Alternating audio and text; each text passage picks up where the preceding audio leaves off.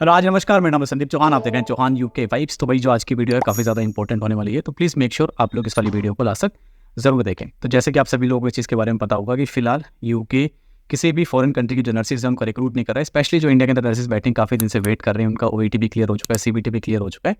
But still वो लोग recruit नहीं कर रहे हैं क्योंकि फंड्स का यहाँ पे इशू अभी चल रहा है। बाकी होपफुली सब चीज़ें सॉर्ट आउट हो जाएंगी और एक पॉजिटिव एक न्यूज़ आएगी जिसके अंदर आप सभी की वैकेंसीज हैं वो आ जाएंगी और आप सब लोग यहाँ पे यूके आ सकते हैं। बट फिलहाल किन को फ़ायदा हो रहा है इन चीज़ों का? तो जो भी नर्सिस यूके के अंदर हैं बट वो एज ए केयर यहाँ पे काम कर रही हैं या फिर एज ए स्टूडेंट आई थी, उन लोगों के लिए काफ़ी ज़्यादा बेनिफिशियल है ये वाला टाइम, ये वाला क्रूशियल टाइम। और उनके लिए एक तरीके से गोल्डन पीरियड है क्योंकि जब यूके इंडिया से नर्सिस यहाँ पे लेके आते थे तो इन लोगों को इतनी प्रायोरिटी नहीं दी जाती थी। बट जैसे कि अभी आप सभी लोगों को पता होगा कि इंडिया से लोगों को यहाँ पे लेके नहीं आ रहे, नर्सिस को यहाँ पे लेके नहीं आ रहे, तो किसका अपर हैंड है यहाँ पे? यहाँ पे उन लोगों का अपर हैंड है जो यहाँ पे एज ए केयर काम कर रहे हैं या फिर एज ए स्टूडेंट काम कर रहे हैं, क्योंकि उनके ऊपर खर्चा नहीं लगेगा। क्योंकि अगर आप लोग यूके के अंदर हो तो आप अपना ओईटी यहाँ पे दे सकते हो, अपना सीबीटी यहाँ पे दे सकते हो, ओस्की यहाँ पे दे सकते हो, क्योंकि आप लोग अभी यूके के अंदर हो। जो ओस्की एग्जाम है वो यूके में ही होता है। अगर कोई इंडिया से ये वाला वीडियो देख रहा है तो आपको पहले यूके आना पड़ेगा ओस्की देने के लिए, उसी के बाद आपका पिन आएगा। तो अगर आपने अपना ओईटी दे दिया, सीबीटी दे दिया और ओस्की दे दिया, उसके बाद आप लोगों को यहाँ पे पिन आ जाएगा। अगर आपका पिन आता है तो यहाँ पे आप मल्टीपल हॉस्पिटल्स के अंदर जाके अपनी वैकेंसीज ट्राई कर सकते हो। काफ़ी सारी वैकेंसीज हैं यहाँ पे, बट फिलहाल वो लोग खाली यूके को ही, जो यूके में जो ऑलरेडी हैं उन लोगों को ही रिक्रूट कर रहे हैं, जिनके पास एनएमसी पिन है उन लोगों को ही रिक्रूट कर रहे हैं। तो जो भी केयर ये वाली वीडियो देख रहा है या फिर कोई भी स्टूडेंट ये वाली वीडियो देख रहा है जो यूके के अंदर है और यहाँ पे पढ़ने के लिए आया या फिर केयर आया और बैक होम आप लोग अगर नर्सिस थे, तो आप लोगों के लिए गोल्डन अपॉर्चुनिटी है। अगर आप चाहें तो आप अपनी ओईटी की प्रिपरेशन कर सकते हैं, अपनी सीबीटी की प्रिपरेशन कर सकते हैं, अपनी ओस्की की प्रिपरेशन कर सकते हैं। अब हम लोग यहाँ पे बात करते हैं कि एम्प्लॉयर रेफरेंस के बारे में, कि एम्प्लॉयर रेफरेंस कौन दे सकता है। देखिए, मैं सारी चीज़ें यहाँ पे आप लोगों के सामने क्लियर कर दूंगा। अगर आप लोग एक यहाँ पे केयर काम कर रहे हो और आप लोगों को यहाँ पे लगभग 1 साल हो चुका है एज ए केयर काम करते हुए,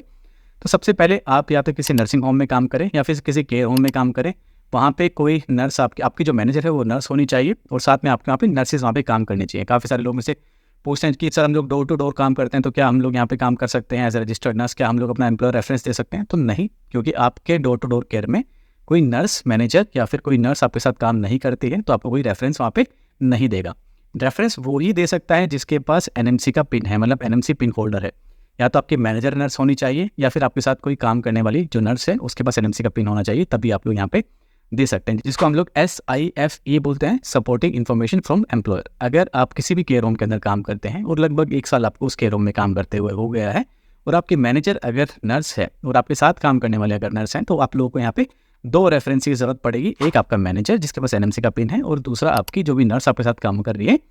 उसके पास एनएमसी का पिन है। तो आप लोगों के पास गोल्डन अपॉर्चुनिटी है। अगर आप लोग चाहें तो आप लोग अपने एम्प्लॉयर से अपना रेफरेंस ले सकते हैं। अगर आप डोर टू डोर काम कर रहे हैं तो आपके पास एक ही ऑप्शन बचता है, जो कि है आपका ओईटी एग्जाम। अपना ओईटी एग्जाम दें, अपना सीबीटी एग्जाम दें और अपना ओस्की एग्जाम दें और अपना पिन यहाँ पे ले लें। क्योंकि अभी जैसे मैंने आपको बताया कि वहाँ से कोई नर्सेज, इंडिया से कोई नर्सेज यहाँ पे नहीं आ रही हैं, तो वैकेंसीज हैं वो सिर्फ आप लोगों के लिए हैं। और जो गवर्नमेंट है वो भी ये चाहती है कि हम लोग दूसरी कंट्री से नर्सेज को यहाँ पे उठा के लेके आते हैं, उनके ऊपर इतना पैसा लगाते हैं, तो इससे बढ़िया क्यों ना हमारे जो केयरर्स हैं जो हमारे साथ एनएचएस में काम कर रहे हैं या फिर हमारे केयर होम्स में काम कर रहे हैं, तो क्यों ना उन्हीं को नर्सेज यहाँ पे बना दिया जाए, जिसके अंदर आपको आपका रेफरेंस लगेगा, एम्प्लॉयर रेफरेंस लगेगा,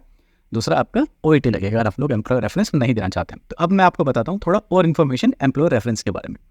तो काफ़ी सारे लोग मेरे से ये चीज़ पूछते हैं कि सर जो एम्प्लॉयर रेफरेंस है वो किसका होना चाहिए। तो जैसे मैंने आपको बताया, एक तो या तो मैनेजर होगा जो कि इक्विवेलेंट होगा आपके बैंड 7 से बैंड 8 के अंदर। अगर आप एनएचएस में काम करते हैं तो अगर आपके जो मैनेजर हैं वो बैंड 7 या बैंड 8 के ऊपर होते हैं। वहीं अगर आप लोग काम करते हैं केयर होम में तो आपके जो मैनेजर है वो इक्विवेलेंट है जो एनएचएस के बैंड 7 और बैंड 8 से। और साथ में आपके पास यहाँ पे एक बैंड 6 का रेफरेंस होना चाहिए, जो कि आपका सपोर्टिंग आपका काउंटर साइन वहाँ पे करेंगे। जैसे कि अगर आप एनएचएस में काम करते हैं तो जो आपका काउंटर सिग्नेचर देगा वो या तो बैंड 6 होना चाहिए। अगर आप किसी केयर होम में काम करते हैं तो वहाँ पे कोई सीनियर नर्स होगी जो कि आपका यहाँ पे सपोर्टिंग काउंटर साइन आप लोगों को दे सकती है। दूसरा सवाल ये आता है कि सर हम 1 साल तो यहाँ पे काम कर चुके हैं पर बीच में मैटरनिटी लीव के ऊपर थी, तो क्या मैं अभी भी दे सकती हूँ? तो हाँ, अगर आप बीच में मैटरनिटी लीव के ऊपर थे बट आप एक ही केयर होम में 1 साल से एक ही मैनेजर के अंडर में काम कर रहे हैं, तो भी आप लोग अपना सपोर्टिंग इन्फॉर्मेशन यहाँ पे दे सकते हैं, अपना जो रेफरेंस है वो यहाँ पे दे सकते हैं। बट सवाल ये भी आता है कि सर मैं 6 महीने यहाँ पे काम किया है और 6 महीने के बाद मैं दूसरे केयर होम में शिफ्ट हो गई, तो आप लोग अपने पहले एम्प्लॉयर का रेफरेंस भी आप लोगों को देना पड़ेगा यहाँ पे, जिसके अंदर आपकी एक बैंड 6 और आपकी एक मैनेजर होगी। साथ में जब आप किसी दूसरे केयर होम में गए हैं, एक नए केयर होम में गए हैं, तो वहाँ पे भी आपके जो एम्प्लॉयर रेफरेंस है आपको साथ में 2 सिग्नेचर वहाँ पे भी चाहिए होंगे, जो कि आपकी एक मैनेजर होगी और साथ में आपकी जो भी नर्स आपके साथ वहाँ पे काम कर रही होगी, तो आपको दोनों केयर होम का वहाँ पे देना है। ये रेफरेंस मांगते क्यों हैं? क्योंकि जो आपके मैनेजर है और जो आपके साथ में जो नर्स है वो ये देखती है कि क्या आप अपने पेशेंट के साथ सही से इंग्लिश के अंदर कम्युनिकेट कर रहे हैं या नहीं कर रहे हैं, उसी चीज़ का एक तरीके से प्रमाण है ये, है ना। क्योंकि अगर आप OET एग्जाम देते हैं तो इसका मतलब क्या है कि अगर आपने OET में 20 स्कोर किया है तो आपकी जो इंग्लिश का लेवल है काफ़ी अच्छा है। वहीं अगर आप अपना रेफरेंस देते हैं तो मतलब आपकी जो आपके मैनेजर है उसने आपको देखा है इंग्लिश में बात करते हुए, इसका मतलब क्या है कि आपकी इंग्लिश लैंग्वेज यहाँ पे अच्छी है और आपको NMC ये चीज़ें ग्रांट कर देती है, आपको जो NMC पिन है वो ग्रांट कर देती है। अब बात करते हैं कि सर मैंने 1 साल एक केयर होम में काम किया, बट रेफरेंस देने से पहले मैं दूसरे केयर होम में चली गई, तो अब क्या होगा? तो उसके अंदर पहले एम्प्लॉयर का भी आपको रेफरेंस देना पड़ेगा, चाहे आपने 1 साल वहाँ पे काम किया है, और जब आपका न्यू एम्प्लॉयर है वहाँ पे भी आपको अपना जो सेकंड एम्प्लॉयर है उसका भी आपको रेफरेंस वहाँ पे देना पड़ेगा।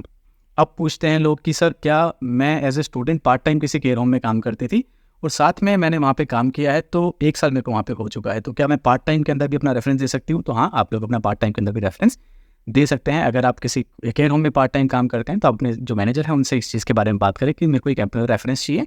जिसके अंदर आपका एक मेरे को यहाँ पे सिग्नेचर चाहिए होगा और साथ में अपनी जो कोई एक नर्स है जिसके साथ आपने कभी काम किया है तो उसका एक यहाँ पे आपको सिग्नेचर चाहिए होगा। अब ये जितनी भी चीज़ें हैं ये सारी चीज़ें मैनुअली अभी नहीं है, सारी चीज़ें ऑनलाइन हो चुके हैं। तो आपको क्या करना है, आपके मैनेजर का और उस नर्स का आपको अपना जो ईमेल एड्रेस है उनका वो आपको प्रोवाइड करना है, NMC पिन नंबर उनको प्रोवाइड करना है, और उनके NMC जो पोर्टल है उनके ऊपर उनका जो एम्प्लॉयर रेफरेंस है आपका वो वहाँ पे जाएगा और वो वहाँ पे यस और नो के अंदर टिक करेंगे कि हाँ ये स्टूडेंट या फिर ये जो केयरर है ये मेरे साथ यहाँ पे काम करता है, इसकी जो इंग्लिश लैंग्वेज है काफ़ी ज़्यादा अच्छी है। और जो सेकंड जो आपका सिग्नेचर होगा वो जो दूसरी नर्स है उसके भी NMC पोर्टल के ऊपर, मतलब अलग अलग NMC पोर्टल के ऊपर ये सब चीज़ें जाएंगी और वहाँ पे वो अपने जो जवाब हैं वो देंगे आपके रिगार्डिंग। तो पहले आप अपने एम्प्लॉयर से पहले कंफर्म करें कि क्या वो आपको रेफरेंस देने के लिए तैयार हैं या नहीं है, उसके बाद ये सारी चीज़ें करें। दूसरी चीज़, अगर आप लोग अभी यूके के अंदर हैं, जैसे मैंने आपको बताया कि वैकेंसीज आप लोगों के लिए हैं, अगर आपके पास NMC पिन है तो नहीं, आपके पास अगर आप door to door care home में काम कर रहे हैं, और कोई एम्प्लॉयर ऐसे भी होते हैं क्योंकि काफ़ी सारे स्टूडेंट मेरे से कॉन्टैक्ट करते हैं, काफ़ी सारे यूके के स्टूडेंट्स हैं जिन्होंने मेरे से OET CBT उसके एग्जाम क्लियर किया, उनका पिन भी आ गया है। तो वो लोग पहले पछताते थे कि सर मैंने मेरे एम्प्लॉयर से बात करी, उन्होंने मुझे रेफरेंस नहीं दिया, तो हमने उनको OET की साइड किया और उन्होंने अपना OET एग्जाम क्लियर किया और अभी उनका प्रोसेस चल रहा है। जो ये पूरा प्रोसेस होता है इसके अंदर सबसे पहले आपको अपना OET एग्जाम क्लियर करना पड़ेगा, फिर अपना CBT एग्जाम क्लियर करना पड़ेगा, फिर आपको अपना OSCE एग्जाम क्लियर करना पड़ेगा। बट अगर आप लोग अपना एम्प्लॉयर रेफरेंस यहाँ पे ले रहे हैं तो पहले आपको अपना CBT एग्जाम क्लियर करना पड़ेगा, अपना OSCE एग्जाम क्लियर करना पड़ेगा, और उसके लास्ट में जाके आपका एम्प्लॉयर रेफरेंस यहाँ पे लगता है। जैसे ही अपने CBT क्लियर किया, OSCE क्लियर किया और अपना एम्प्लॉयर रेफरेंस लगाया, उसके बाद जो आपकी एप्लीकेशन है रिव्यू करने के लिए NMC लगभग 30 दिन लेती है। काफ़ी सारे लोग मेरे से फ़ोन करते हैं कि सर मैंने मेरा रेफरेंस भी डाल दिया, मैंने CBT भी डाल दिया, OSCE भी डाल दिया है, तो अभी आप लोग वेट करो, 30 दिन के बाद आपका NMC का पिन आएगा। जैसे ही आपका NMC का पिन आता है, आप लोग ये वाली वीडियो यहाँ पे देख सकते हो जो मैंने बनाई थी, काफ़ी डिटेल वीडियो बनाई थी जिसके अंदर काफ़ी सारी वैकेंसीज ऐसी हैं जिसके अंदर आपका NMC का पिन मांगा गया है और आप लोग डायरेक्टली यहाँ से अप्लाई कर सकते हैं। तो अब आपके पास एक अच्छा ऑप्शन है, क्योंकि यूके बाहर से रिक्रूट नहीं कर रहा है। जब यूके से ही केयरर्स को और स्टूडेंट्स को रिक्रूट कर रहा है, तो आप लोग डिले ना करें, ये गोल्डन अपॉर्चुनिटी है आप लोगों के लिए। अभी जाके अपने एम्प्लॉयर से बात करें, अगर आप लोग को रेफरेंस देते हैं तो ठीक है, नहीं तो अपने OET की साइड जाएँ और अपना CBT और जो अपना उसके एग्जाम है उसको क्लियर करें और यहाँ पे एज ए रजिस्टर्ड नर्स काम करें। टाइम वेस्ट करने का कोई भी फ़ायदा नहीं है। और जैसे मैंने आप लोगों को बताया, काफ़ी सारे जो स्टूडेंट्स हैं जो मेरे से क्लासेस ले रहे हैं, जो यूके से हैं, जो स्टूडेंट्स भी हैं और जो केयरर्स भी हैं, उन लोगों का एग्जाम भी उन लोगों ने क्लियर कर लिया है, CBT भी एग्जाम क्लियर कर लिया है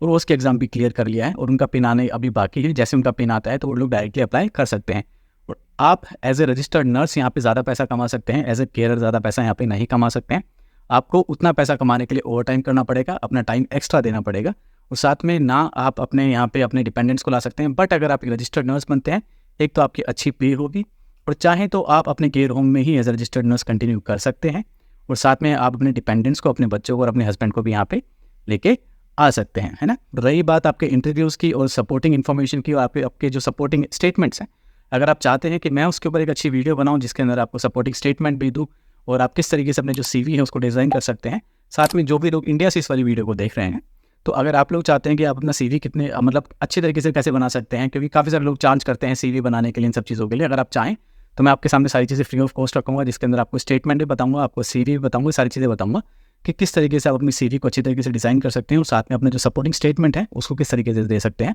तो आप लोगों के लिए काफ़ी ज़्यादा हेल्पफुल होगा। तो होपफुली जो यहाँ के लोग हैं वो वीडियो देख रहे हैं, उन लोगों को पता चल गया होगा कि ये जो वीडियो है कितनी इंपॉर्टेंट है और जो ये टाइम है कितना इंपॉर्टेंट है कि आपको अपना OET, अपना CBT और उसके एग्जाम क्लियर कर लेना चाहिए।